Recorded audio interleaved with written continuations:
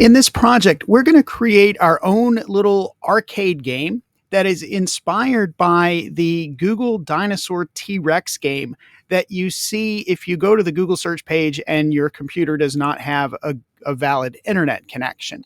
Now, you can actually play this game anytime you want. The link to the web page where you can play is in the lesson notes, but I've loaded up that page here.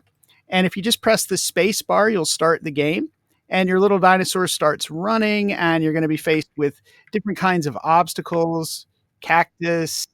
If you get farther along in the game, there are pterodactyls that you have to duck underneath.